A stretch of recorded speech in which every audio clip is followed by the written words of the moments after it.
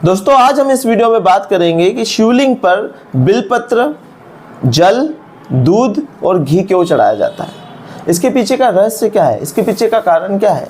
क्योंकि अगर ये नहीं पता है तो हम कुछ मूवीज में जैसे बताया गया है, ओ माय गॉड मूवी में, कि शिवलिंग पे दूध चढ़ाने से क्या फ़ायदा, ये तो वेस्ट होता है क्या, शिव जी दूध थोड़ी पीते हैं। तो गाइस अगर हमें इस चीज़ का पता नहीं है तो हम भी शायद यही सोचेंगे कि शिव जी लिंग पे क्यों जल चढ़ाएं, क्यों दूध चढ़ाएं। तो आज मैं आपको बताऊंगा कि शिवलिंग पे दूध, बिलपत्र और दूध और घी चढ़ाने से का रहस्य क्या है, उसका कारण क्या है। तो बने रहिएगा इस वीडियो में, इस वीडियो को पूरा देखिएगा, बीच में स्किप ना कीजिएगा। दोस्तों पुराने समय में देवता और दानवों ने मिलकर समुद्र मंथन किया था।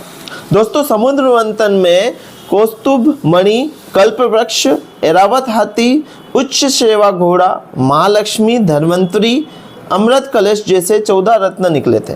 दोस्तों लेकिन रत्नों के साथ साथ हलाहल नाम का विष भी निकला था। विष जिसे हम जहर भी कहते हैं। दोस्तों हलाहल विष की वजह से संसार के सभी जीव के प्राण खतरे में आ गए थे, क्योंकि उसे पीने की किसी के अंदर हिम्मत नहीं थी या फिर कहें ताकत नहीं थी। सभी प्राणियों को बचाने के लिए शिवजी ने विष पी लिया। सभी देवी देवताओं ने आग्रह किया उस विष को पीने के लिए, तो उनको सभी प्राणियों को बचाने के लिए, सारे देवी देवता और प्राणियों को बचाने के लिए शिवजी ने विष पी लिया था। तो शिवजी ने विष को गले से नीचे नहीं जाने दिया था। गले में विष होने से शिवजी का जो गला है वो नीला हो गया था, इसीलिए शिवजी को नीलकंठ वाला कहते हैं। नीले गले की वजह से भगवान का नाम भी नीलकंठ हो गया। विष की वजह से शिवजी के शरीर में जलन होने लगी। इस जलन को शांत करने के लिए शिवजी को शीतल जल अर्पित किया गया, जिसे हम ठंडा जल कहते हैं। शिवजी को ठंडक मिले इसके लिए शिवलिंग पर ठंडी तासीर वाली चीज़ें अर्पित की गई। ठंडी तासीर वाली जैसे जल, दूध, दही, घी। तो यहीं से जल, दूध, दही, घी चढ़ाने की परंपरा शुरू हुई शिवलिंग पर। दोस्तों शीतलता के लिए ही शिवजी ने चंद्र को अपने मस्तक पर धारण किया। दोस्तों बिलपत्र के अंदर भी तासीर वाली चीज़ होती है, इसलिए भी शिवलिंग पर बिलपत्र चढ़ाया जाता है। तो दोस्तों इसलिए केवल दूध नहीं, मैंने आपको बिलपत्र का भी कारण बताया, घी का भी, दूध का भी। इन सारी चीज़ों में शीतलता होती है, इनकी तासीर में ठंडाई होती है। ऐसी सारी चीज़ें इसलिए शिवलिंग पे चढ़ाई जाती है। अलग अलग मान्यता है, बट यही सही रीजंस का पुराणों में इसका उल्लेख भी है, समुद्र मंथन का भी उल्लेख है, इसलिए शिवलिंग पे ये सारी चीज़ें चढ़ाई जाती हैं। अब मैं आपको बताऊंगा कि शिवलिंग पे दूध, दही और घी चढ़ाते समय किन चीज़ों का ध्यान रखें, क्योंकि अगर हम इसे सही तरीके से नहीं चढ़ाएंगे तो हमें पुण्य की प्राप्ति नहीं होगी।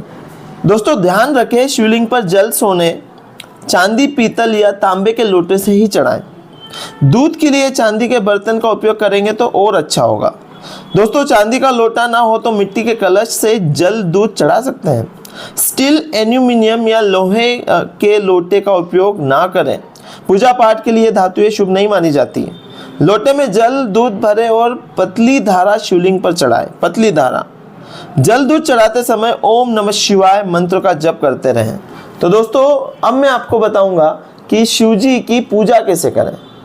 ठीक है, इसकी पूजा की विधि क्या होती है जिससे कि हमें पूरा पुण्य मिल सके। महाशिवरात्रि पर सबसे पहले गणेश पूजा करें। और ये तो सबको पता है कि गणेश जी को ये वरदान है कि जब कोई भी बड़ा आयोजन होगा तो सबसे पहले गणेश जी की पूजा होगी। तो सबसे पहले गणेश जी की पूजा करें। गणेश पूजा के बाद शिवलिंग पर तांबे, चांदी या सोने के लोटे से जल चढ़ाएं।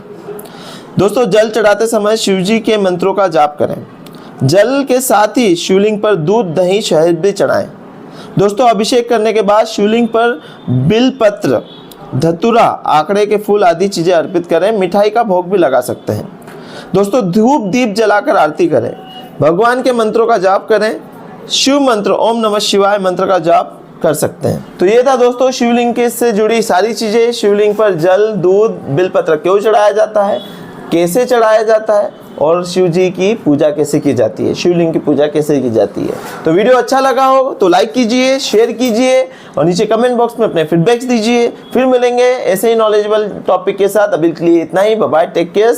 One change can change your life.